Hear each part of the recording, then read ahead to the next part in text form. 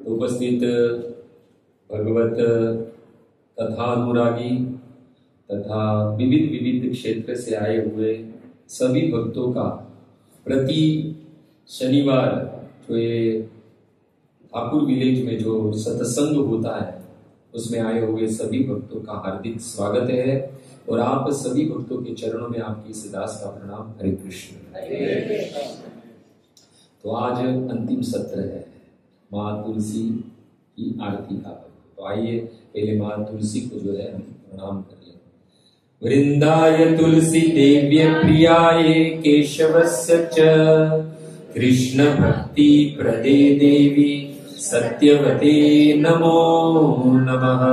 वृंदाय तुलसी देव्याय प्रियाय केशवस्य कृष्ण भक्ति प्रदे देवी सत्यवते नमो नमः।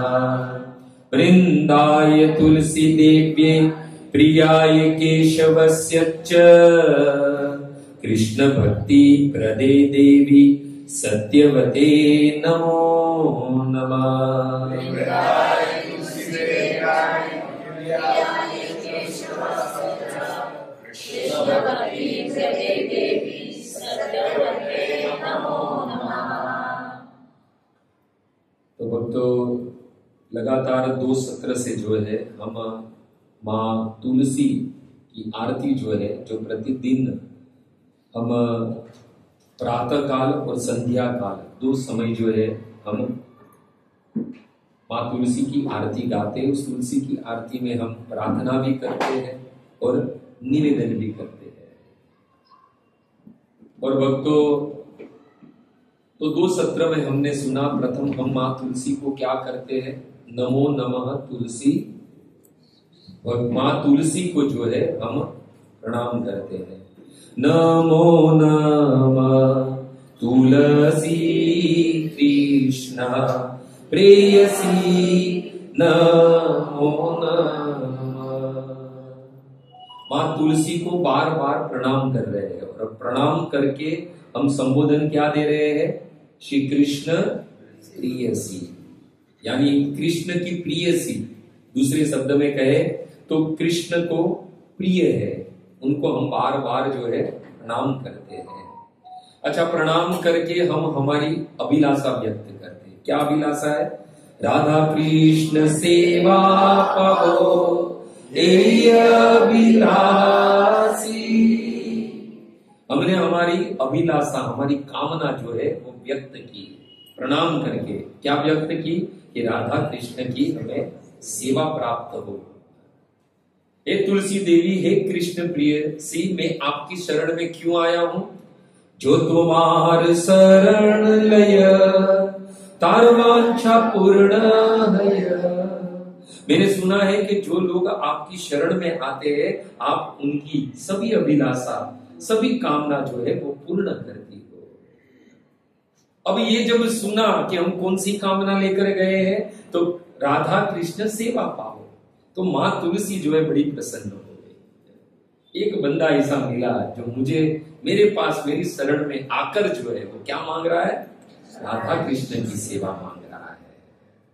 माँ तुलसी ने सोचा कि चलो आया तो है, राधा कृष्ण की सेवा भी मांग रहा है, परंतु सेवा के लिए पात्रता तो चाहिए उसको।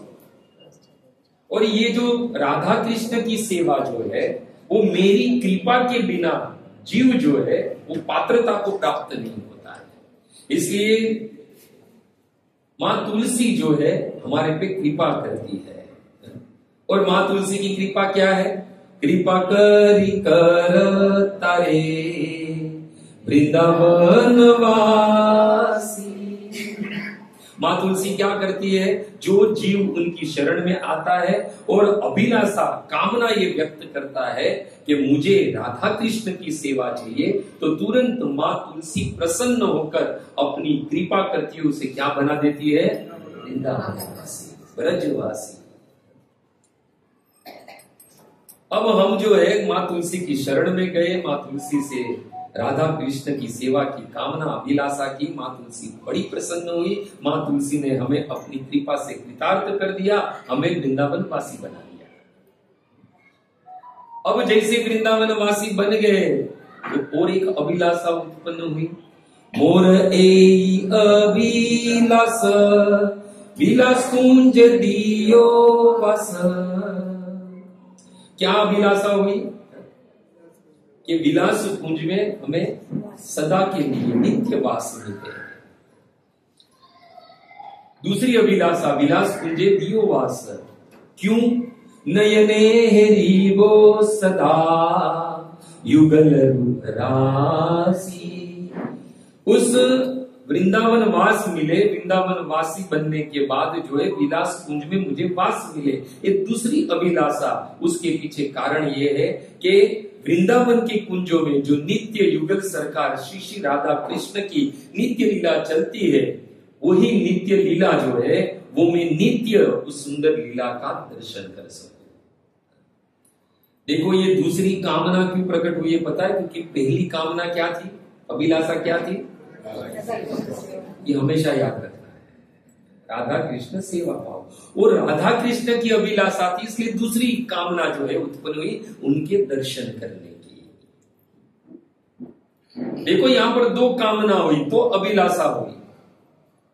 पहली जो है जगत की सेवा नहीं, जगत के नाथ की सेवा मांगी गई। दूसरी कामना जगत के दर्शन नहीं, जगत के नाथ के दर्शन होने की कामना। देखो भगवत दर्शन भी एक प्रकार की सेवा है। ये 64 अंगों में आया है कि श्री विग्रह के दर्शन करने जाओ। ये जो है भगवान के दर्शन करना, अर्च विग्रह की दर्शन करना, ये भी सेवा है। सेवा हम किससे करते हैं? इंद्रियों से। किसकी सेवा करते हैं? इंद्रियों के स्वामी ऋषिकेश की। बहुत सारी इंद्रियां हैं हमारी, और अमरीश महाराज कहते हैं सब इंद्रियों को क्या करना है? भगवान की सेवा में लगाना है। अब यहां वृंदावन वास मिलने के बाद हमारी कौन सी इंद्रिया कौन सी सेवा में लग रही है? हमारी आंख जो है, जो इंद्रिया है, मुकुंद लिंग मालयम दर्शने दसो, भगवान के दर्शन में लग रही है। यानी भगवान के दर्शन भी जो है वो एक प्रकार की सेवा है। अब जब भगवान की सुंदर सुंदर लीला के दर्शन होने लगे, उस विलास कुंज में वृंदावन वासी बन गए, अब जो है सेवा का अधिकार चाहिए। देखो कामना हुई है, अधिकार मिला नहीं है। पहले पात्रता दी गई। क्या पात्रता दी गई? वृंदावन वासी बना। जैसे वृंदावन वासी बने मतलब हमारी अभिलाषा हुई कि भाई विलास कुंज में हमें वास मिल जाए। अभी तक अधिकार नहीं मिला है। विलास कुंज में हमने भगवान के दर्शन किए, जो नित्य लीला चल रही है उसकी दर्शन भी कर रहे हैं, परंतु अभी तक भगवान की सेवा का अधिकार नहीं मिला है। तो अब क्या प्रार्थना हो रही है, क्या निवेदन हो रहा है? अभी तक जो है वो क्या हो रहा था? अभिलाषी यानी कामना व्यक्त हो रही। अब क्या हो रहा है? निवेदन हो रहा है, रिक्वेस्ट, सबमिशन। और भी है कि मेमोरेंडम ऑफ अपील। ये मैं सब गूगल पर सर्च करता हूं, मुझे कोई ज्ञान नहीं कि मुझे ऐसा लगे ना कि आप लोग को भी ऐसा लगे कि कुछ पढ़ा लिखा है, इंग्लिश आता है इसको। अब जो है निवेदन हो रहा है। अभी तक कामना व्यक्त हो गई, अब निवेदन हो रहा है। क्या निवेदन है? ए निवेदन धर सखीर अनुगत कर, सेवाधिकार दियो करो निज दासी। नमो नमः तुलसी कृष्ण प्रेयसी, नमो नमः। कितना सुंदर है ना? ये आपकी तरह मैं भी नहीं जानता था। इतना मत समझे कि मैं बहुत बड़ा ज्ञानी हूं। ये तो 3 सत्र हुए तो मुझे भी जानने का अवसर मिला। बाकी तो हम तो रोज सुबह में करताल में बस गाते रहते थे। सुंदर के भाई, अभी मैं आपके कुंजों में आपके दिव्य लीला का दर्शन कर रहा हूं। हे श्री श्री राधा गोविंद, श्री श्री राधा कृष्ण। अब जो है मेरा एक निवेदन है। किससे निवेदन कर रहे हैं? किससे निवेदन कर रहे हैं? मां तुलसी से। क्या निवेदन कर रहे हैं? क्या रिक्वेस्ट हो रही है कि भाई सखीर अनुगत कर। हे मां तुलसी, आप किसी ब्रज गोपी या किसी गोपियों की हमें सहचरी बना दीजिए, दासी बना दीजिए। किसी सखी की दासी बना दीजिए, या फिर कर निज दासी, या फिर आपकी दासी बना दो। अच्छा, किसके लिए ये निवेदन हो रहा है? सेवा अधिकार के लिए, सेवा का अधिकार भी है। कि हमारी पहली कामना क्या थी? क्या है, हम है ना पहले भगवान के पास जाते हैं ना, तो हमारी कामना पहले बराबर कि भाई आया है तो भाई भगवान की सेवा करने के लिए। परंतु धीरे धीरे ना हमारी कामना जो हम लेकर आए ना, पहले ऊपर ऊपर से ऐसा दिखावा करते हैं कि भाई हम तो सेवा के लिए आए, हम तो बड़े भक्त हैं, हम कृष्ण भक्त हैं। परंतु धीरे धीरे जो अंदर जो चल रहा है ना, वो बाहर आने लगता है। परंतु यहाँ जो शुद्ध भाव है, जो सेवा मांगी गई है, तो दूसरी अभिलाषा भी यही है कि सेवा का अधिकार मिल जाए, है ना, निवेदन हो रहा है। देखो यहाँ पर दो भाव है, दो निवेदन है। प्रथम क्या है? सखीर अनुगत कर, किसी ब्रज गोपी की अनुचरी दासी हमें बना दो। यानी ये जो है मंजरी भाव पुष्ट करता है, मंजरी भाव जो है वो प्रकट हो रहा है। अच्छा, दूसरी क्या है? कर निज दासी, या फिर मां तुलसी आप मुझे अपनी दासी बना दीजिए। दोनों में निवेदन है, दोनों निवेदन है, और दोनों में जो है उद्देश्य यही है, सेवा अधिकार दियो, भगवान की सेवा मिले, राधा और कृष्ण की। देखो, प्रथम भाव ही जो है वो हमारी उपासना है। थोड़ा विषय गंभीर है पर समझना है। पहले जो निवेदन हमने किया कि ए निवेदन धर सखीर अनुगत कर, सखीर यानी भगवान की किसी, यानी ब्रज गोपी जो है उनकी हमें सखी या सहचरी बना दीजिए, और वही हमारी उपासना है। हम वही भाव में जो है उपासना कर रहे हैं। कौन सी उपासना है? गोपीर वर्तु पद कमलयो दास दासानुदास। ये कभी भी नहीं भूलना है,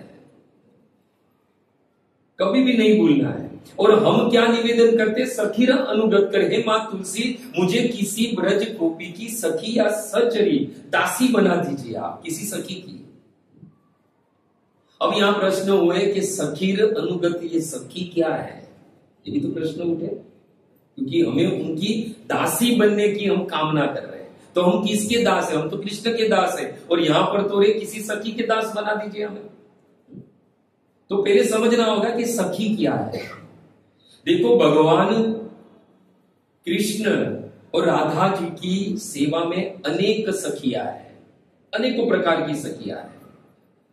उसमें से ये अनेकों प्रकार की सखी, उसके दो प्रकार हैं, एक सम स्नेहा और दूसरा असम स्नेहा। ये थोड़ा विषय है पर ध्यान रखिएगा, सुनिएगा थोड़ा ध्यान से, तो पता चल जाएगा आखिर हम हैं कौन। सखियों के प्रकार, क्योंकि यहां मां तुलसी को सुबह और शाम दोनों टाइम हम क्या मांग रहे? कृष्ण के दास नहीं बनने का मांग रहे, हम सेवा अधिकार मांग रहे हैं कृष्ण और राधा की, परंतु किसी ब्रज गोपी की सहचर्या दासी बनने की बात हो रही है। यहां पर कृष्णदास बनने की बात नहीं हो रही है यहां पर।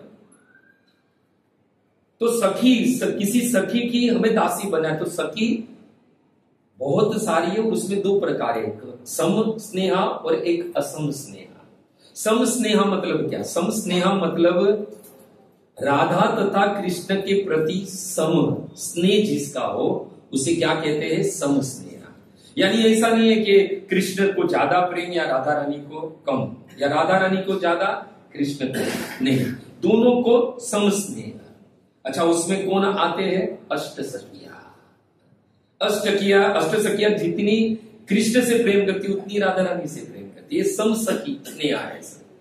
ललिता सखी, विशाखा सखी, चित्रा, चंपकलेता, इंदु इत्यादि इत्यादि जो अष्ट सखी जो है, तो ये है सम स्नेहा सखी। अब चलते असम स्नेहा सखी की। असम स्नेहा सखी के भी दो प्रकार है। कितने हैं? दो प्रकार। एक है कृष्ण स्नेहादिका और दूसरी है राधा स्नेहादिका। अब श्री कृष्ण स्नेहादिका यानी क्या? जो श्रीमती राधा रानी की अपेक्षा से श्री कृष्ण के प्रति स्नेह उसका अधिक है, यानी वो राधा रानी से कम और कृष्ण से ज्यादा स्नेह करती है। इसमें हम उदाहरण दे सकते हैं चंद्रावली का, हम जानते हैं। दूसरी है असम स्नेहा में जो दूसरी जो कैटेगरी है वो है श्री राधा स्नेहाधिका, यानी जिनका श्री कृष्ण की अपेक्षा श्रीमती राधा रानी के प्रति स्नेह अधिक होता है, यानी उसे राधा रानी बड़ी प्रिय है। और भक्तों यही स्नेहाधिका जो है वो मंजरिया है। कौन है? मंजरिया है। और हम सब जो है मंजरी भाव में ही राधा कृष्ण की सेवा करते हैं या सेवा की अभिलाषा है, ये अपना वास्तविक स्वरूप है। देखो अष्ट सखिया जो है ये श्रीमती राधा रानी की काव्य व्यू स्वरूपा है, यानी वो राधा रानी ही है ऐसा समझ लीजिए। और ये जो मंजरी शब्द जो है उसके पूर्व ये सखी ही शब्द था।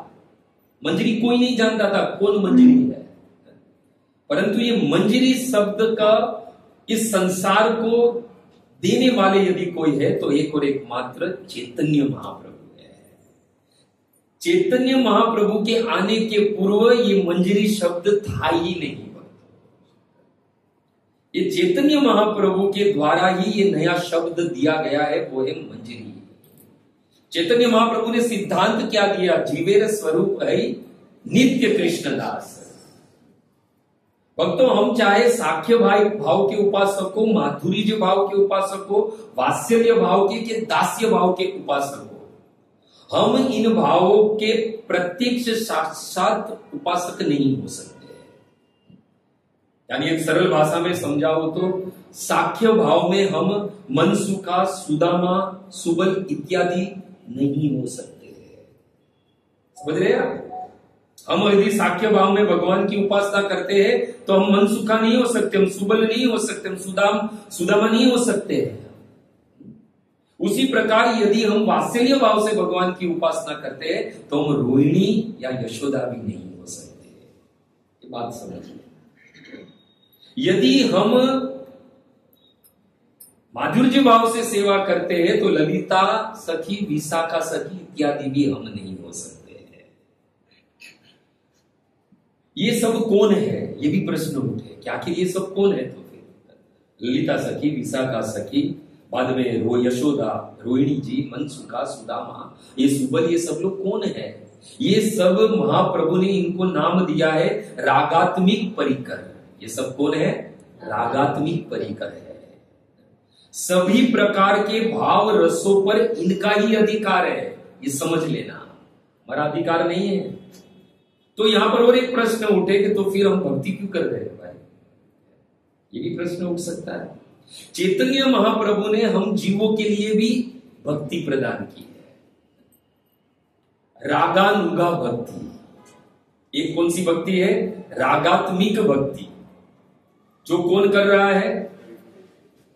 ललिता सखी, विशाखा सखी, रोहिणी, यशोदा जी, सुबल, सुदामा इत्यादि इत्यादि, जो मनसुखा, ये सब लोग, ये सब रागात्मिक परिकर है। ये रागात्मिक परिकर जो है रागात्मिक भक्ति करते हैं, परंतु हमारे लिए चैतन्य महाप्रभु ने दिया है रागानुगा भक्ति। तो यहां और एक प्रश्न उठे, रागानुगा भक्ति क्या है? रागानुगा भक्ति यानी जो रागात्मिक परिकर है उनके अनुगत्य में जो भक्ति होती है उसे रागानुग भक्ति कही जाती है। समझ में आ गया? यदि हमारा भाव वात्सल्य का है तो हमें यशोदा नहीं बनना है, हमें यशोदा की दासी बन जाना है। यदि हमारा भाव साख्य क्या है तो हमें मनसुखा, सीता, मधुमंडल नहीं बनना है, हमें उनके सेवक बनना है। यदि हमारा भाव माधुर्य का है तो ललिता, विशाखा, ये तुलसी महारानी जो परिकर है वो नहीं बनना है। कुछ लोग तो मीरा का पूरा श्रृंगार करके वृंदावन में घूमते रहते हैं कि मैं मीरा, मैं ललिता, मैं विशाखा। नहीं, ये कभी भी हम नहीं बन सकते हैं। यदि माधुर्य का भाव है तो ललिता, विशाखा इत्यादि नहीं बनना है, उनके सेवक बनना है। इसलिए मां तुलसी से क्या कहते हैं हम? सखीर अनुगत कर या कर निज दासी, या किसी ब्रज गोपियों की दासी बना दो या फिर आपकी दासी बना दो। ना हमें सखी बनना है, ना सहचरी बनना है, ना मीरा बनना है। ये सब रागात्मिक परिकर है। हमें क्या बनना है? हमें उनकी दासियां बनना है। और यही सखिया सहचरियों की दासी का नाम चैतन्य महाप्रभु ने दिया है मंजरी। ये है वास्तविक मंजरी। हमने सुना ना, कुंज निकुंज निकुंज कुंज। कुंज में जो है सभी प्रकार के जो है सखा भी प्रवेश कर सकते हैं, माधुर्य वाले भी प्रवेश, ललिता विशाखा इत्यादि भी कर सकते हैं। बाद में निकुंज आ जाता है तो फिर वहां पर निषेध हो जाता है, मात्र सखियों को प्रवेश है। पर निवृत्त कुंज में जो है सखियों को भी प्रवेश नहीं, यानी अष्ट सखियों को भी प्रवेश नहीं है। वहां एक पारी लगाई जाती है, विंडो, वहां से वो लोग भगवान की लीला जो है, विलास रस लीला जो भी है वो देखते हैं। अंदर प्रवेश नहीं। अंदर किनको प्रवेश है? मंजरियों को। मंजरिया क्या है? मंजरिया जैसे कि मंजरी एक दासी है, जैसे कि दासी जो है अंतरपुर में जाती है, साफ सफाई करती है और लौट जाती है ना, वो है मंजरिया। इसलिए जो है यहां पर मां तुलसी को सखीर अनुगत कर या फिर कर निज दासी, पीछे क्या है? सेवा अधिकार। किनकी सेवा? श्री राधा कृष्ण की सेवा। देखो, सेवा के बदले मेवा नहीं चाहिए, ये बात समझ लेना। हम आते तो है सेवा करने के लिए, पर मेवा पीछे कहीं ना कहीं रहता ही है।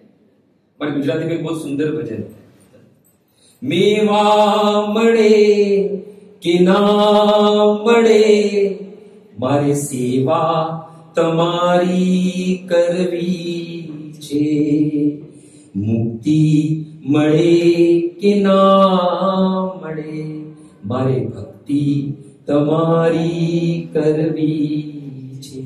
यही भाव है हमारा, ये बात तो समझ लेना। कुछ लोग ये कहते हैं कि भगवान की सेवा करने के पीछे उद्देश्य मुक्ति मिल जाए। हमारे लिए मुक्ति भी तुच्छ है। बिल्व मंगल ठाकुर कहते हैं कृष्ण कर्णामृत में कि मुक्ति स्वयं मुकुलित अंजलि सेवत अस्मात। ये कृष्ण का जो भक्त होता है, जो कृष्ण के चरणों की सेवा की कामना निरंतर करते रहता है, सुबह शाम जो है मां तुलसी से कृष्ण के चरणों की सेवा मांगता है, उसके आगे तो मुक्ति भी हाथ जोड़कर खड़ी रहती है। मुक्ति स्वयं मुकुलित अंजलि सेवत अस्मात। और जो धर्म अर्थ काम गतय समय प्रतीक्षा, और उसके पीछे ये धर्म अर्थ काम जो है तो लाइन में खड़े रहते हैं। अरे हमने मांगा भी क्या है मां तुलसी से? वृंदावन वास। और यही मुक्ति वृंदावन में पड़ी है भाई। इसलिए जो है, जो वृंदावन वासी है, जो वृंदावन में वास करता है, राधा कृष्ण की सेवा करता है, उसके लिए तो मुक्ति तुच्छ है, क्योंकि उस ब्रज रज में तो मुक्ति पड़ी हुई है, स्वयं की मुक्ति के लिए। बताओ, मुक्ति पूछे गोपाल से मेरी मुक्ति बताए, ब्रज रज उड़ मस्तक लगे, मुक्ति मुक्त हो जाए। अरे तो मुक्ति तो तुच्छ है। मुक्ति स्वयं वृंदावन वासी बन के पड़ी है वहां पर के ब्रज रज मेरी सीट पर लगे और मैं मुक्त हो जाओ। और हमें तो मुक्ति इसके लिए तुच्छ लगती है। इसलिए तो भागवत जी का अंत करते करते 12वां स्कंद और 13वां अध्याय और सेकंड लास्टवां श्लोक 22वां, सुध गोस्वामी क्या कहते? भवे भवे यथा भक्ति पादत सब चाहते। अरे हे कृष्ण, मुझे जन्म जन्म जो है आपके चरणों की सेवा मिले। यहां तो जन्म बंदी नहीं है, देखो ये समझ लीजिए। हमारे गुजराती में हमारे नरसिंह मेहता हो गए जूनागढ़ के, तो क्या कहते हैं? हरि ना जन न मुक्ति मांगे, मांगे जन्म बारंबार। कि हर जन्म में मुझे हे कृष्ण आपके चरणों की सेवा मिले, हर जन्म में। इसे तो मां तुलसी से हम कहते हैं कृपा करी कर तारे वृंदावन वासी, क्योंकि उनकी सेवा वृंदावन वास मिले बगैर या वृंदावन वासी हुए बगैर, ब्रजवासी हुए बगैर हमें सेवा नहीं मिल सकती है। सेवा क्यों करनी है? नौकरी क्यों करनी है? तो अंतिम पद, श्री राधा गोविंद प्रेमे सदा ये नुभासी। ये सेवा क्यों करनी है? क्योंकि हम सदा सदा के लिए उस कृष्ण के प्रेम के सागर में जो है डूबे रहे। यानी अंतिम प्रयोजन हमारा क्या है? कृष्ण प्रेम। यही निवेदन धर सखीर अनुगत कर, सेवा अधिकार दियो कर निज दासी, श्री राधा गोविंद प्रेमे सदा ही भासी। ये सेवा करने के पीछे वास्तविक कारण क्या है? कृष्ण का प्रेम प्राप्त हो रहा है। इसलिए है ना, कृष्ण की सेवा को क्या कहते हैं पता है? प्रेममयी सेवा। प्रेम क्रम प्राप्त होगा जब वो प्रेम से सेवा करोगे। हमें प्रेम से सेवा नहीं करनी और प्रेम चाहे तो कैसे हो गया? जैसे नौकरी नहीं करनी पर धन चाहिए, सैलरी हर महीने आ जानी चाहिए, हो सकता है? नहीं हो सकता है। अंतिम प्रयोजन बंधु, देखो ये एक भक्ति रसामृत सिंधु में 8 सीढ़ी के बाद चढ़ने के बाद 9वीं सीढ़ी क्या है? यस, प्रेम। आदो श्रद्धा तथा साधु संग अथ भजन क्रिया, अनर्थ निवृत्ति, बाद में जो है निष्ठा, रुचि, आसक्ति, बाद में क्या होता है? भाव, और 9वीं सीढ़ी जो है क्या है? प्रेम अभिवृद्धि, प्रेम उत्पन्न होता है। या आखिर प्रेम उत्पन्न हो जाए तो क्या होगा? कुछ पता है किसी को? आपको देखो, सबसे पहले श्रद्धा है, आदो श्रद्धा, सबसे पहले सीढ़ी है श्रद्धा। श्रद्धा किस पर बताए? धाम पर और नाम पर। धामवास मिले तो धाम पर श्रद्धा, और धाम में रहकर, यानी धाम नहीं मिला है तो उसके पहले नाम पर श्रद्धा। नाम में श्रद्धा होगी तो धाम मिलेगा, और धाम मिल जाएगा तो फिर नाम तो श्रद्धा तो हो ही चुकी है, इसके बराबर नाम होगा। इसलिए श्रद्धा सबसे पहले। फिर क्या है? साधु संग, यानी साधु संग, यानी सबसे पहले गुरु पादाश्रय, गुरु के चरण का आश्रय लेना। बाद में जो साधु संग मतलब वैष्णवों का संग करना, ये दूसरी सीढ़ी है। तीसरी सीढ़ी क्या है? अनर्थ निवृत्ति। ये अनर्थ क्या है पता है? क्या है अनर्थ? हाँ, भजन क्रिया, सॉरी। हाँ, तीसरी सीढ़ी जो है भजन क्रिया। भजन क्रिया में क्या करना है? जैसे श्रद्धा हो गई, श्रद्धा के बाद जो है साधु संग मिल गया, उसके बाद है भजन क्रिया। भजन क्या करना है पता है? 3, ऐसे तो 9धा भक्ति है, 9 प्रकार की भजन भक्ति है, पर हमें 3 सबसे पहले करनी है। क्या? श्रवण, कीर्तन और स्मरण, ये 3 करना है। यानी भजन क्रिया में 3 का समावेश होना चाहिए। जितना हो सके उतना जो है हमें श्रवण करना चाहिए, श्रवण के बाद जो है कीर्तन करना चाहिए, कीर्तन के बाद जो है स्मरण करना चाहिए। तो बाद में जो चौथी सीढ़ी है वो अनर्थ निवृत्ति है। अनर्थ क्या है ये मुझे बताइए। काम, क्रोध, लोभ, मोह, मद तो कभी छूटने नहीं वाला है, आगे बताइए। तो अनर्थ क्या है? अनर्थ है अर्थ। अर्थ ही अनर्थ है। अर्थ मतलब क्या? धन। धन की हानि यदि भक्ति में हो रही है तो समझ लेना कि आप जो है चौथी सीढ़ी पर आ गए। आप होगे नहीं चढ़नी है भाई चौथी सीढ़ी, बिजनेस में लॉस हो जाए, पैसे चले जाए, ये अनर्थ थोड़ी, ये है अनर्थ यानी धन हानि। दूसरा अनर्थ यानी शरीर में कोई रोग होना, शरीर को कष्ट होना, ये भी अनर्थ निवृत्ति है भक्तों, ये समझ लेना। ये चौथी सीढ़ी है ये।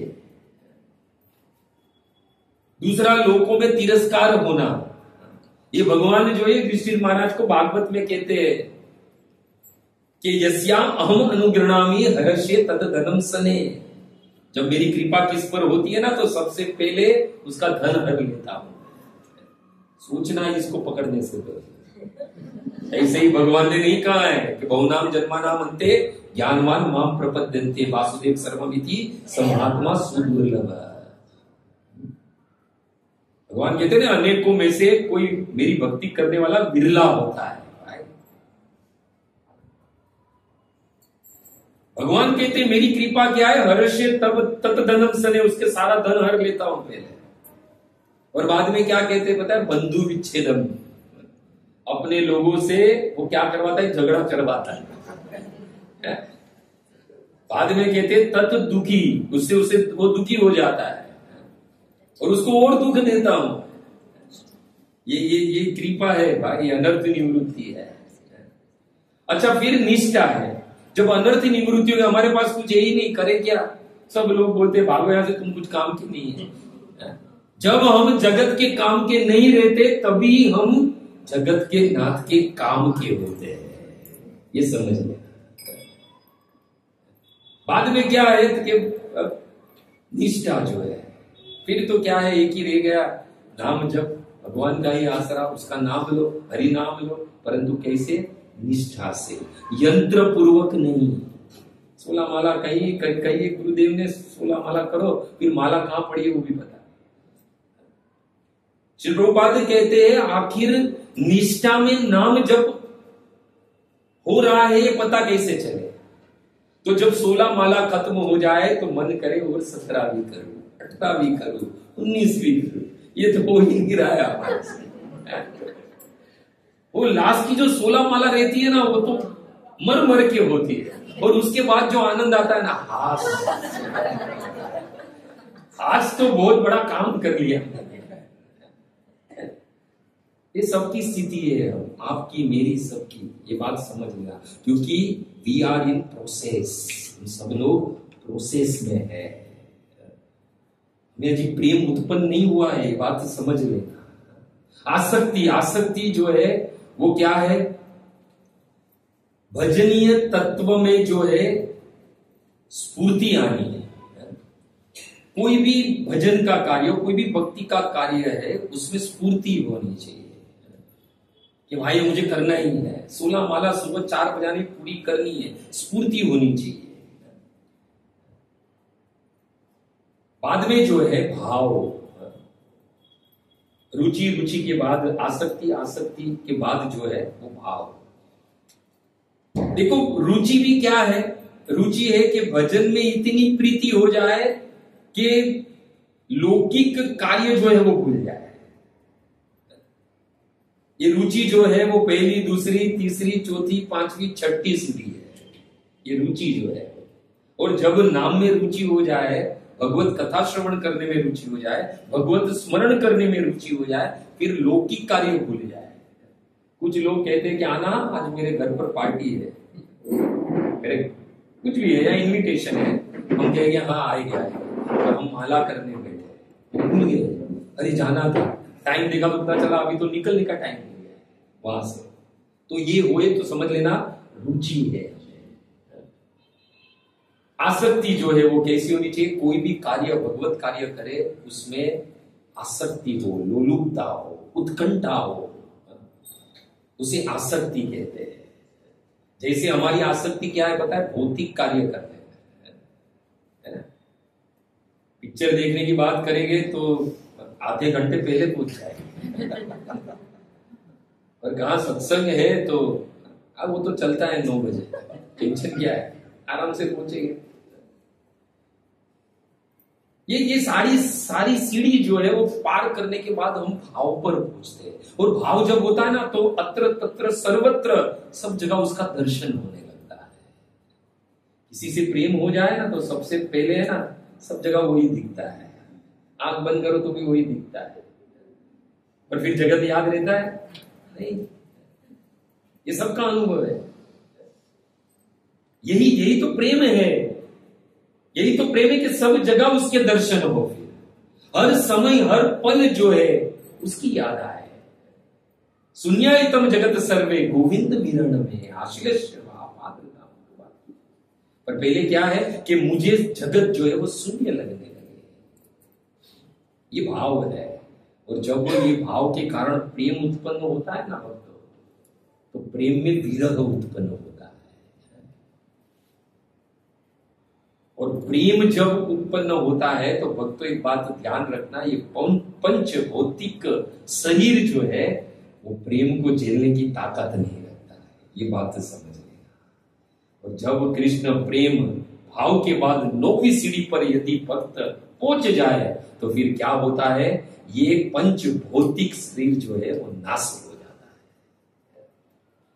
प्रेम प्राप्ति पर देह नाश हो जाता है, और जैसे ही हमारा देह नाश हुआ तो क्या होएगा हमारे साथ में? तुरंत ही भगवान के पार्षद हमें लेने आएंगे। अच्छा ये कोई वैकुंठ वाले नहीं है, चतुर्भुज वाले नहीं, क्या अच्छा सा सोने का विमान लेकर आएंगे, बिठाएंगे और भगवत धाम लेकर जाएंगे? नहीं, ये पार्षद जो है गोलोक से आते हैं।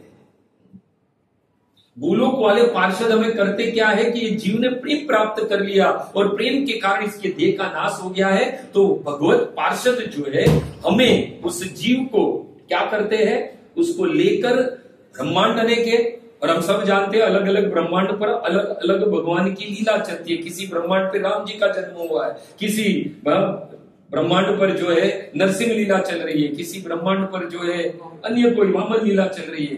वैसे जिस ब्रह्मांड पर भगवान श्री कृष्ण की लीला चल रही है वो भगवत पार्षद हमें वहां लेकर जाते हैं और कोई किसी गोपी के गर्भ में जो है हमें स्थान दे देते हैं। क्या है? वृंदावनवासी मांगा है ना हमने मां तुलसी से। क्या करते हैं? हमें किसी ब्रह्मांड पर जो भगवान कृष्ण की लीला चल रही है उस लीला में किसी ब्रजवासी, किसी गोपियों के गर्भ में हमें स्थान दे देते हैं और बाद में हमारा जन्म होता है उस ब्रज में और हम हमारे भाव के अनुसार जो है वो भगवान की सेवा करने लगते हैं। यानी हम क्या हो गए? परिकर हो गए। और बाद में क्या होता है? जब भगवान लीला समाप्त करते तो परिकर भगवान के साथ में जो है पुनः धाम में चले जाते, गोलोक में, जहां भगवान की सेवा करते रहते। इसलिए परिकर का कभी भी मृत्यु नहीं है, ये बात समझना। हाँ, फिर भगवान की कहीं और जगह पर कृष्ण की लीला शुरू हुई तो लीला में सहायक बनने के लिए परिकर पुनः आते हैं। यानी आना जाना जो है वो कृष्ण की लीला पर है हमारा, और हमारा आना जाना किस पर है? हमारी लीला की वजह से। कृष्ण लीला के लिए नहीं, परंतु परिकर का आना जाना जो है वो तो कृष्ण लीला के लिए है। ये अंतर है भक्तों। तो यहां एक प्रश्न उठे, कृष्ण प्रियसी, कृष्ण को प्रिय मां तुलसी से सुबह शाम हम ये प्रार्थना कर रहे हैं, है ना? राधा कृष्ण सेवा पावो, आपकी कृपा से वृंदावनवासी बना दो, वृंदावनवासी बना दो तो मैं क्या करूं? निकुंज में हेरी वो नयन युगल रूप राशि, भगवान की नित्य लीला युगल के दर्शन करता रहूं। बाद में हमने कहा कि सेवा अधिकार के लिए क्या निवेदन किया हमने? सखीर अनुगत कर या कर निज दासी। बाद में वो सेवा का अधिकार मिल जाए, बाद में वो सेवा का अधिकार मिल जाए तो राधा कृष्ण के प्रेम में मैं सदा डूबा रहूं, उस आनंद के महाआनंद के सागर में मैं कूदे लगाता रहूं। आखिर ये सब प्रार्थना कर कौन रहा है? कौन कर रहा है बताइए? आप कहोगे मैं कर रहा हूं, मैं गया था सुबह सुबह में गोपीनाथ जी, मैंने तुलसी आरती की तो मैं कर रहा हूं, है ना? तो ये प्रार्थना कर कौन रहा है? अंतिम लाइन में है, क्या है? दीन कृष्ण दासे कय यह मोर। ये कौन प्रार्थना कर रहा है? दीन कृष्ण दास। ये दीन शब्द आगे लगा है, ये बात ध्यान रखना। वहां पर ये नहीं कहा गया है कृष्ण दास से कहे। ये सारी जो निवेदन है, प्रार्थना है, कृष्ण का दास नहीं कर रहा है, दीन कृष्ण दास, यानी कृष्ण का दास है परंतु दीन है, वो जो है ये प्रार्थना कर रहा है, निवेदन कर रहा है।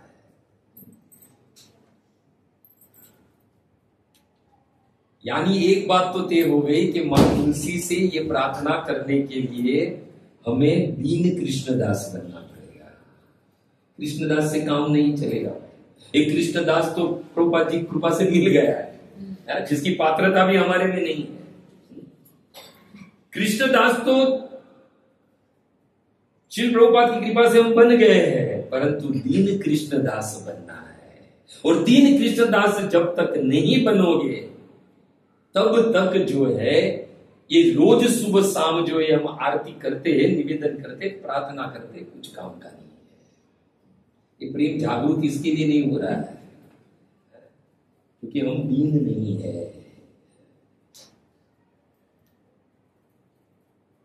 अच्छा, दीन मतलब क्या?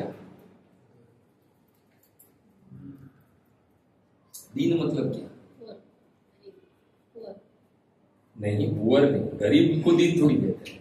मतलब हमारा जो पूरा ईगो को बेंड डाउन करके हम हृदय भाव से नहीं, सरेंडर नहीं, दीन मतलब शब्द एकदम स्ट्रॉन्ग है, उसका एक ही कारण हो सकता है, दीन यानी मुझसे कोई बड़ा पापी नहीं, ये मानो पहले।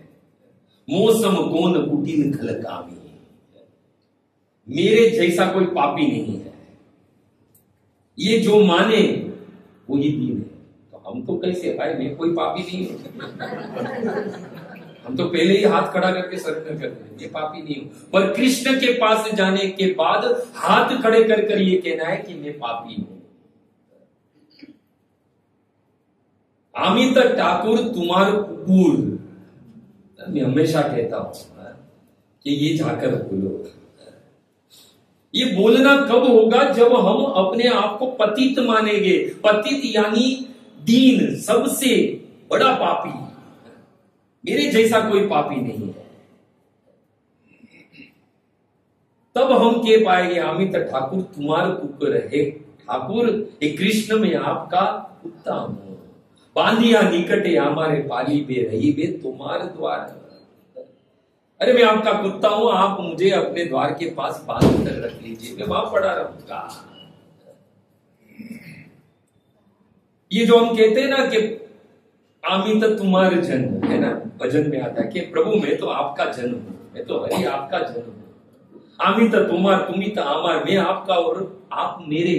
परंतु ये बोलने का अधिकार कब आएगा, जब हम दीन बनेंगे। ये जितना भी प्रोसेस है ना, नाम जप करना, एकादशी व्रत रहना, भक्तों का संग करना, ये परिक्रमा करना, उसके पीछे एक ही कारण है कि हम दीन बने। पहले दीन बनना है। हम क्या है, कृष्णदास बन गए, इसके थोड़ा 2 कदम ऊपर चलते हैं। अन्य किसी की देवता या किसी के कोई उपासक दिखेंगे तो हम उसे तुच्छ समझते हैं, तुरंत उसका अपमान कर देते हैं। नहीं, कृष्ण का भक्त होता है वो तो दीन होता है, वो सब सदैव अपने आप को जो है तुच्छ समझता है। तो पहले अपने आप से प्रश्न करिए कि क्या हम पतित हैं, हम दीन हैं, ये मानिए पहले। ये जब तक हम अपने आप को दीन नहीं मानेंगे, सबसे बड़ा पापी नहीं मानेंगे, दीनहीन नहीं समझेंगे, तब तक जो है हम नहीं कह सकते अमित तुम्हारे जन, एक कृष्ण में आपका हूं, ये नहीं कह सकते। देखो हनुमान जी को देख लीजिए, हमारे दास्य भक्ति के आचार्य, शनिवार का दिन, इसलिए जब भी आता हो तो हनुमान जी की याद आती है। हनुमान जी और विभीषण जो है लंका में मिले, दोनों का मिलन हुआ। विभीषण ने कहा मैं तो राक्षस कुल में जन्मा हूं, मेरे में तो काम भरा हुआ है, ये वो वगैरह वगैरह सब कर बताते। आप तो धन्य है, आप तो राम जी के दास हो। हनुमान जी से कहते हैं, हमें कोई ऐसा कहे तो हमारी कॉलर टाइट हो जाए। हाँ भाई, तू पापी, मैं तो कृष्ण दास है।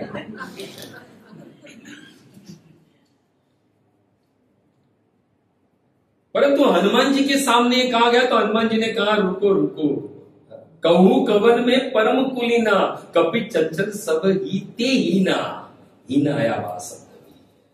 अरे आप मेरी कहां बात कर रहे हो, आप कह रहे हो मैं राम का दास हूं। नहीं नहीं भाई रुको, पहले तो मेरा बहुत ही नीच कुल में जन्म हुआ है। कौन सी योनि है? बंदर की योनि। 84 लाख की योनि में सबसे चंचल योनि यदि कोई है तो वह बंदर की। हाथ में है केला, पर वो पेपी दिया जाए, वृंदावन में देते हैं ना, आदत बेचारे लोग को डाल दी है। जो हाथ में है, प्राप्त है, पर दूसरा पूछा है तो हाथ में है वो छोड़ देगा, उसको पकड़ देगा। कितना चंचल, एक जगह पर उसका मन टिक ही नहीं सकता। और हनुमान जी यही कहते हैं कि कहूं कवन में परम कुलीनारे, मैं आपको क्या कहूं मेरे बारे में, मेरा तो जन्म ही सबसे हीन दीन जो है योनि में हुआ है, मैं तो बंदर हूं। और कहते हैं प्रातः नाम जो लई हमारा, तेई दिन ताई न मिले आहारा। ये है दीनता। कौन कह रहे हैं? हनुमान जी जो दास्य भक्ति के आचार्य है, क्या कह रहे हैं विभीषण को? देखो विभीषण भी दीन बन रहा है, परंतु जो भगवान का भक्त होता है, भले सामने कितना भी दीन हो, पापी हो, पर मैं तो उससे भी पापी हूं, ये दीनता है। हनुमान जी क्या कह रहे हैं, अरे मैं मेरा क्या कहूं, यदि सुबह सुबह कोई मेरा नाम ले ले ना तो पूरे दिन उसको भोजन नहीं मिलता है।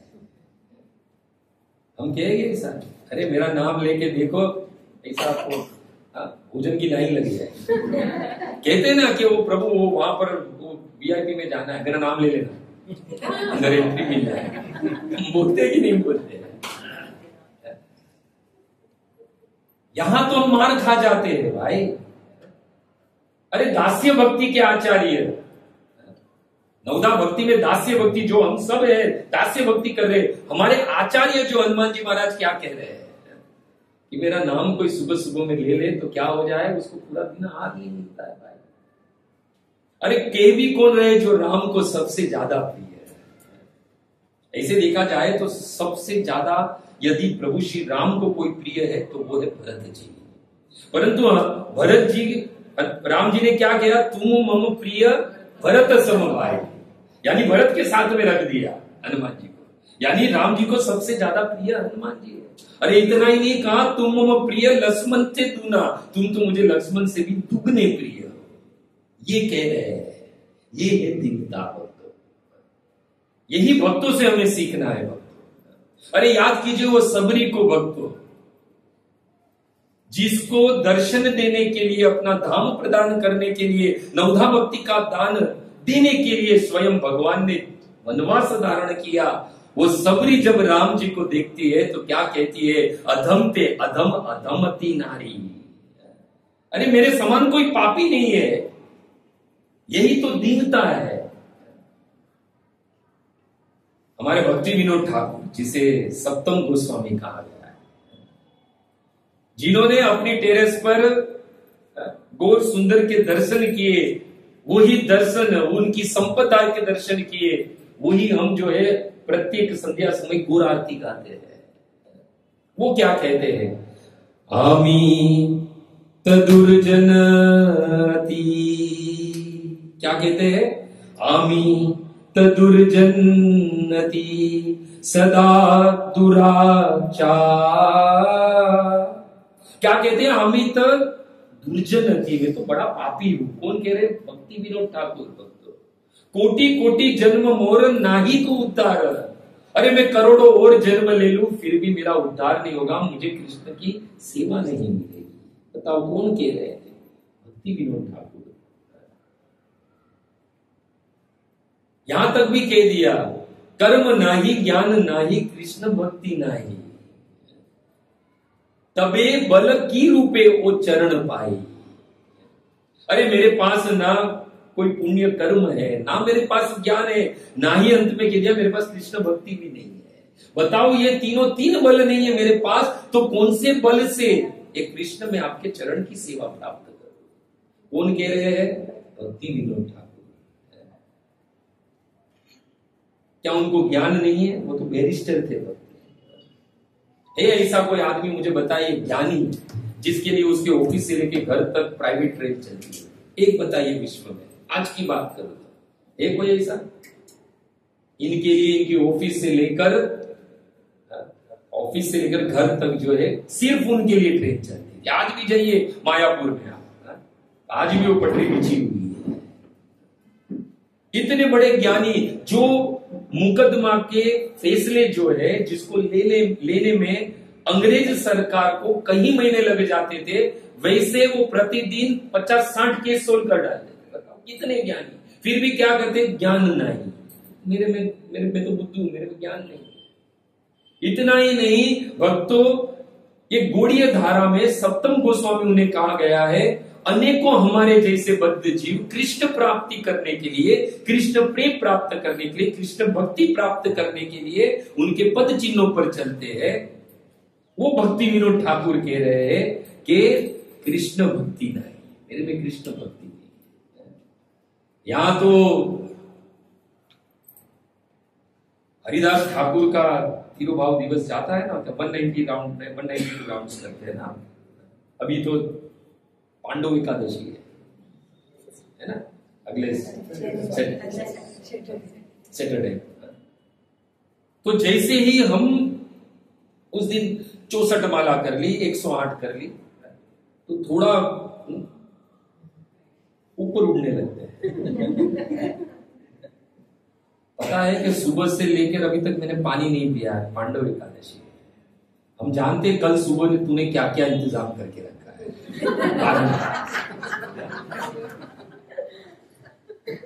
ये कहां है दीनता? हम जो भी कुछ करते हैं उसको प्रदर्शन में लगे हैं, या फिर जो कुछ भी करते हैं कृष्ण भक्ति में उसके लिए हमें अहम है, मम है, कहीं ना कहीं उसके लिए हमारे में जो है वो अभिमान आ रहा है, अहंकार आ रहा है, और अभिमान अहंकार कभी भी दीनता को प्रकट नहीं होने देगा।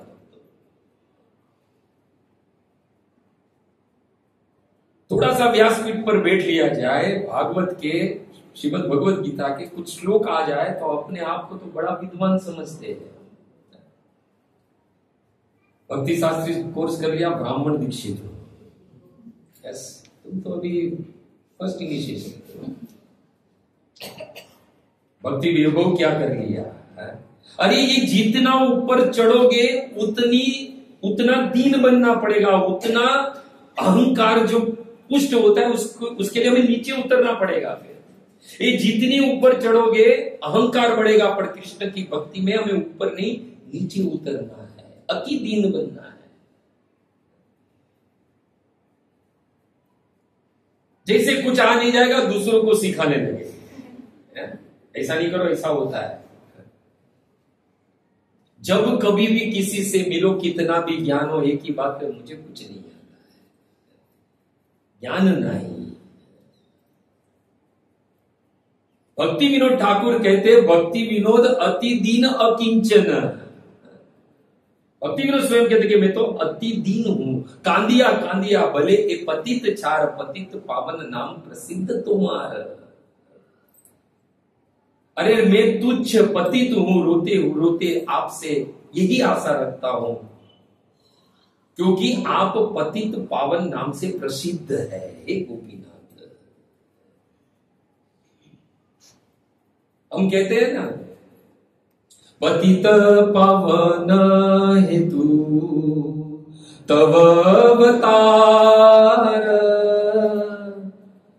मोसम पतित प्रभु न पाई बेआर। हम जानते हैं कि उनका अवतार जो है हम जैसे दीनहीन पतितों के उद्धार के लिए हुआ है। इसके लिए पहले हमें पतित बनना पड़ेगा, समझो, तब जाके उद्धार होगा। क्योंकि वो करुणा का सागर का वो अवतार ही जो है किसके लिए हुआ है? पतितों के उद्धार के लिए। जो पतित नहीं है उसका उद्धार नहीं होगा, ये बात समझ लेना। इसलिए हमें दीन बनना है।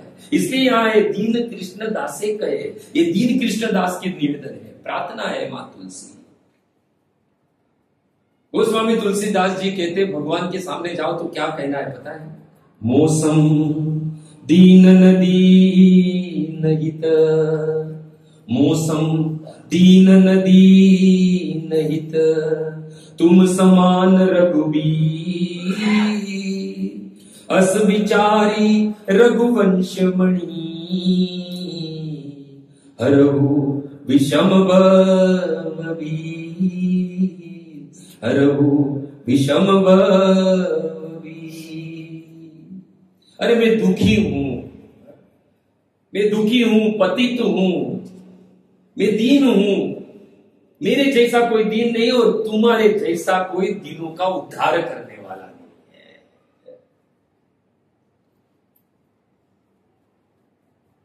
हम लोग दुखी है कि नहीं है? और एक प्रश्न बताइए, दुखी है? हाथ खड़ा करो जो लोग भी दुखी है। आप दुखी नहीं है? अच्छा ये बताइए कौन सा दुख है? कौन सा दुख है? देखो जब ये मां तुलसी गले में आ जाती है ना, तब दुख है हमारे जीवन में। पर दुख क्या है? देखो ये भक्त की बात हो रही है। जब ये कंठी पहन ले उसके बाद ये नहीं बोल सकते कि धन नहीं है, प्रतिष्ठा नहीं है, पद नहीं है, मान नहीं है, सम्मान नहीं है, ये नहीं कह सकते। दुखी तो भौतिक जगत वाला भी है और दुखी जो है कृष्ण की भक्ति करने वाला भी है। दोनों को दुख है, पर दोनों के दुख में अंतर है। वहां जगत के संबंध, जगत की वस्तु के लिए रोया जाता है और यहां पे जगत के नाथ के लिए रोया जाता है। दोनों में अंतर है।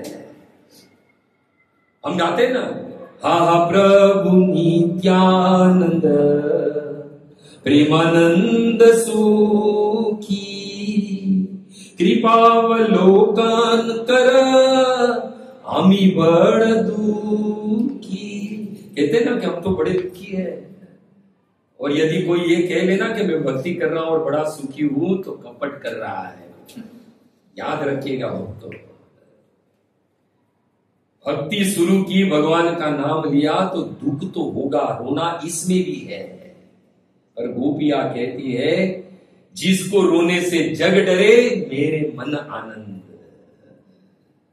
जगत के लिए रोने में दुख है और कृष्ण के लिए रोने में आनंद है। ये अंतर है। इसलिए हमारा दुख है। क्या दुख है? जितने भी दीन है, जो अपने आप को दीन मानते हैं, उनका दुख है। क्षमा करेगा, थोड़ा क्लास होगा पर ये बहुत इंपॉर्टेंट है। क्या दुख है? भक्ति विनोद ठाकुर कहते हैं, कबे मोर शुभ दिन हई बे उदय वृंदावन धाम मम हई बे आश्रय। जो दीन है, जो कृष्ण का भक्त है, जो कृष्ण के दास है, जो कृष्ण की भक्ति करते हैं, जो कृष्ण के चरणों की सेवा प्राप्त करने की अभिलाषा करते हैं, वो लोग दीन है। और दीन के जीवन में दुख है। क्या दुख है? तो भक्ति विनोद ठाकुर कहते हैं कि कब वो शुभ दिन आएगा जब मेरा आश्रय एक और एक मात्र वृंदावन होगा, यानी मैं कब वृंदावन वासी बनूंगा। और हमने क्या मांगा? कृपा करी कर तारे वृंदावन दासी। देखो ये दुख है। इसलिए मां तुलसी से हम पहले क्या मांगा कि आप अपनी कृपा करो, आपकी शरण में आया हूं, आपकी कृपा जो है मुझे वृंदावन वासी बना देगी। ये दुख है हमें कि हम वृंदावन वासी नहीं है, हमें ब्रजवास नहीं मिला है, वृंदावन वास नहीं मिला है। ये दुख है हमारा। ये दुख किसका है? दीन कृष्णदास का दुख है। और ये प्रार्थना निवेदन भी कौन कर रहा है? कृष्णदास नहीं, दीन कृष्णदास कर रहा है।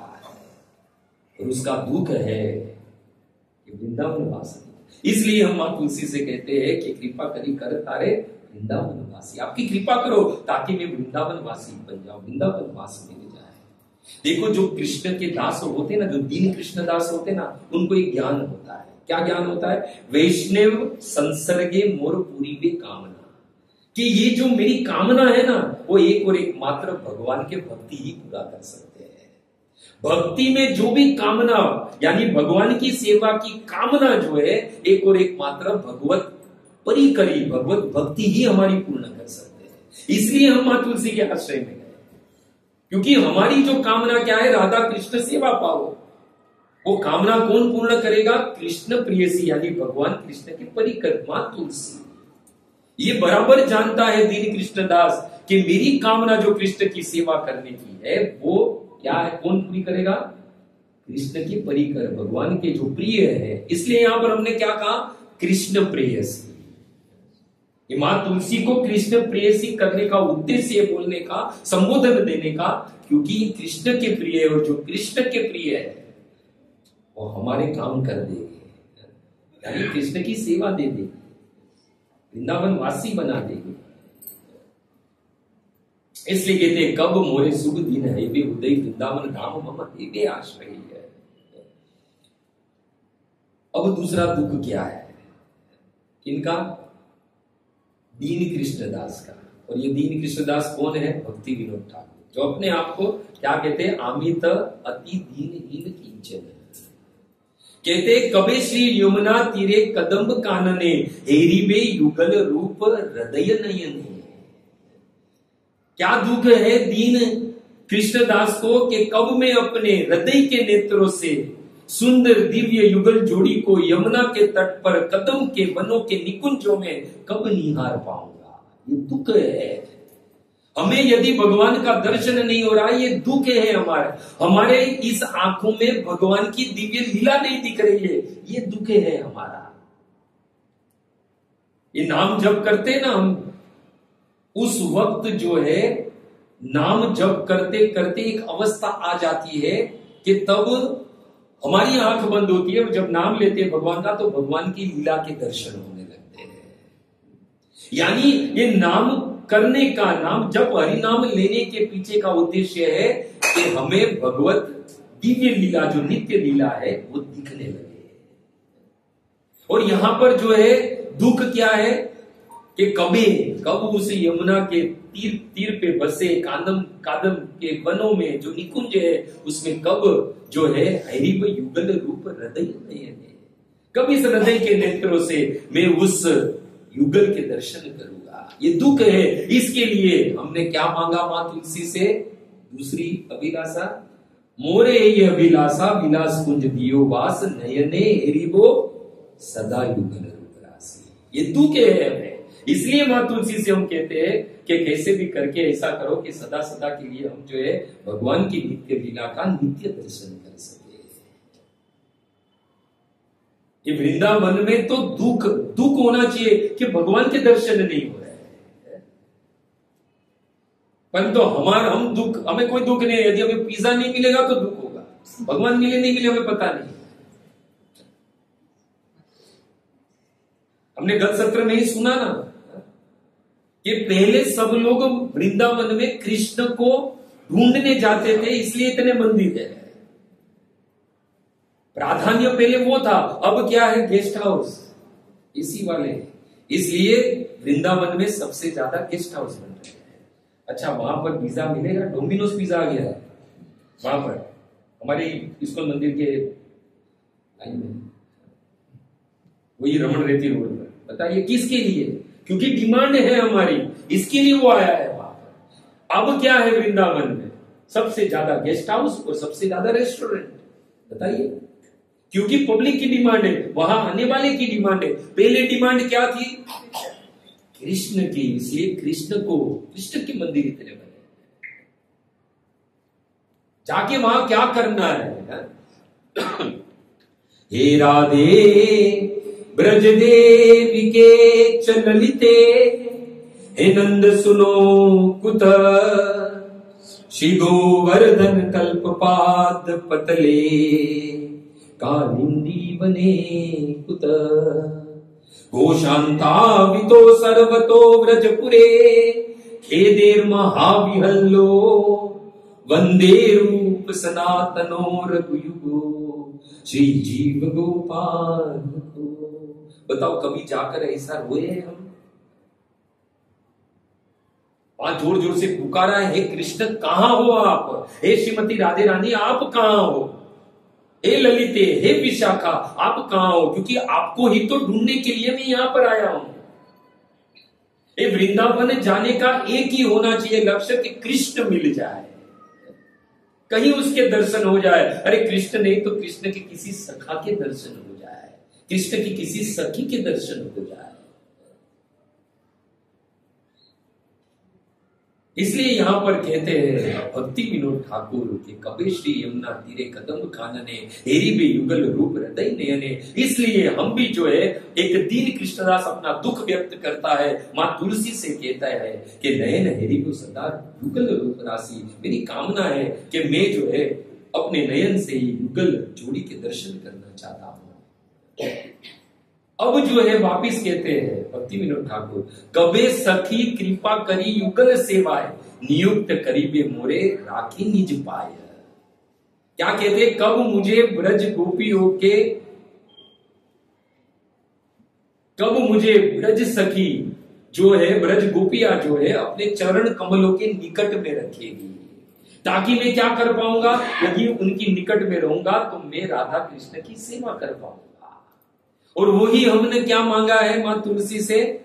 यही निवेदन धर सखीर अनुगत कर, सेवा अधिकार दियो कर निज दासी। वही दुख है हमें कि अभी तक कृष्ण की सेवा का अधिकार नहीं मिला है।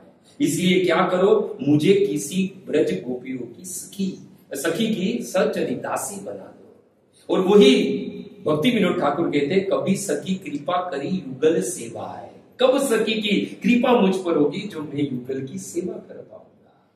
वही तो दुख हमारा ये दुख है। तो ये मां तुलसी आरती जो है, एक दीन कृष्ण दास अपना दुख व्यक्त कर रहा है। अब क्या है, और दुख है। क्या दुख है? कतक क्षण अचेत पड़िया रही व प्रेमानंद भरे आमी हब अचेतन। अरे मुझे दुख है कि वो क्षण कब आएगा जब मैं युगल सरकार की दिव्य लीलाओं का दर्शन करते हुए उस प्रेम के सागर में, प्रेमानंद में मैं डूब जाऊं, इतना डूब जाऊं कि मैं अचेत हो जाऊं, मुझे इस शरीर का भी भान न रहे। और वही चीज मांग रहे हैं ना, दीन कृष्ण दासे कही यही न मोर है, श्री राधा गोविंद प्रेमे सदा ये न भासी। मैं अति दीन कृष्ण दास सदा सर्वदा श्री श्री राधा गोविंद के प्रेम में डूबा रहूं। यानी ये दुख व्यक्त कर रहे हैं। भक्ति विनोद ठाकुर कह चुके हैं, और वही जो बात है वो हम मां तुलसी आरती में मां तुलसी से निवेदन करते हैं। तो इस प्रकार दीनहीन बनकर दीन भाव से प्रतिदिन प्रातः और संध्या समय मां तुलसी आरती के माध्यम से हम जो है अपना दुख व्यक्त करें। और क्या क्या दुख है ये तो हम सुन चुके हैं। सेवा नहीं है, कामना तो है, अभिलाषा है, पर सेवा नहीं है, क्योंकि वृंदावन वास नहीं मिला है। किसी सखी की दासी नहीं बने कि हमें सेवा का अधिकार मिल जाए। और सबसे बड़ा बात कि अभी तक हम दीन कृष्ण दास नहीं हैं। तो भक्तों, जब कभी भी ये मां तुलसी की आरती गाए तो सर्वप्रथम अपने आप को क्या मानोगे? पति दीन। फिर देखो कमाल होता है कि नहीं होता है। फिर क्या होगा? शीघ्र अति शीघ्र जो है प्रेम उत्पन्न होगा और हमें जो है राधा कृष्ण युगल जोड़ी की जो है सेवा प्राप्त हो जाएगी। तो इसी भाव से जो है ये 3 सत्र चले। हो सकता है कि बहुत सारी त्रुटियां रह गई हो, कोई शब्द का प्रयोग उचित समय उचित स्थान पर न हुआ हो, तो आपका पुत्र, आपका सेवक और आपका दास समझकर क्षमा कर देना। हरे कृष्ण हरे कृष्ण कृष्ण कृष्ण हरे हरे, हरे राम राम राम हरे हरे। आप सब जो है अपने ही है, हरि के जन है, वही हमारे जन है। और आप सब हरि के जन हो, इसलिए आप जो है अपने हो। बहुत समय से एक कामना थी इस तुलसी आरती पर प्रवचन में, मतलब तुलसी आरती का गुणगान करना, उसको समझना और उस पर जो है सत्संग करना। तो बहुत समय से जो है पढ़ रहा था, सब कुछ ये हो रहा था, परंतु खूब बुरी धन्यवाद आप इस कांदीवली के जो आप भक्त हैं ठाकुर विलेज के, आप सबको जो है ये श्रेय जाता है कि आप सबकी कृपा की वजह से जो है ये 3 दिन का सत्र जो है, जो भी मेरी तुच्छ बुद्धि से शायद समझा पाया हूं या नहीं पाया हूं ये पता नहीं है, या शायद आप समझ पाए कि नहीं समझ पाए, पर ये प्रयास जो है वो आप सबकी कृपा से हुआ है। तो पुनः आप सभी के चरणों में आपके इस दास का प्रणाम। हरे कृष्ण हरे कृष्ण हरे कृष्ण कृष्ण कृष्ण हरे हरे, हरे राम राम